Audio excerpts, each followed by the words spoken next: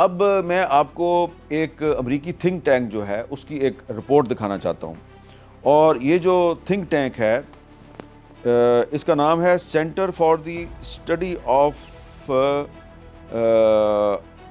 Heat, اور اس نے یہ کہا ہے، یہ ایک امریکن تھنک ٹینک جو ہے اس نے کہا ہے کہ artificial intelligence generated imagery and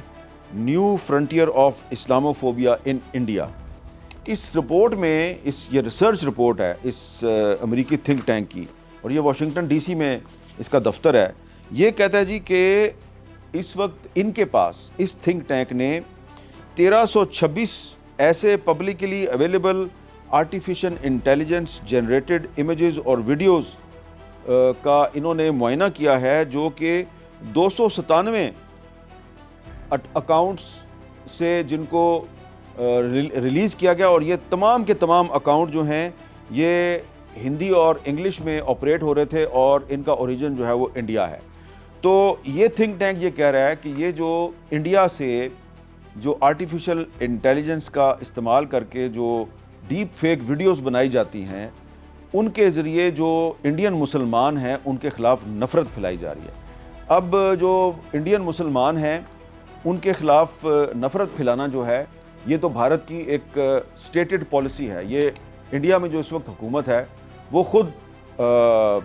یہ کام کرتی ہے۔ ابھی آپ نے دیکھا کہ بہار کے جو چیف منسٹر ہیں نتیش کمار، ایک مسلمان ڈاکٹر جس کو وہ کہ ایک جاب کا یعنی کہ نوکری کا تقرر نامہ دے رہے ہیں، تو وہ ایک ہاتھ سے تقرر نامہ دیتے ہیں اس کو، اور دوسرے ہاتھ سے اس کا جو حجاب ہے اس خاتون ڈاکٹر کے چہرے پہ جو حجاب تھا اس کو انہوں نے نوچنے کی کوشش کی، اس کو نوچ کے اتارنے کی کوشش کی۔ تو کیونکہ نتیش کمار جو ہیں وہ بی جے پی کے ساتھ ہیں اور بی جے کی مدد سے وہ چیف منسٹر بنے ہیں، تو وہ کوشش کر رہے ہیں کہ وہ جو بی جے پی اور آر ایس ایس کے جو سپورٹرز ہیں ان کو خوش کریں۔ اب یہ آر ایس ایس کی بھی ایک سٹیٹڈ پالیسی ہے۔ موہن بھگوت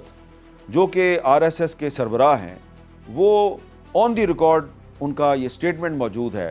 کہ بھارت میں رہنے والا ہر مسلمان دراصل ہندو ہے،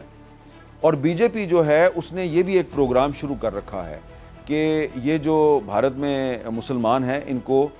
زبردستی ہندو بنایا جائے، اور وہ یہ کہتے ہیں کہ ہم پورا جو ساؤتھ ایشیا ہے یعنی کہ جنوبی ایشیا میں جتنے بھی ممالک ہیں، پاکستان، بنگلہ دیش، نیپال، برما، سری لنکا، بھوٹان اور افغانستان، ان تمام ممالک کو وہ کہتے ہیں یہ اکھنڈ بھارت میں ہم شامل کریں گے،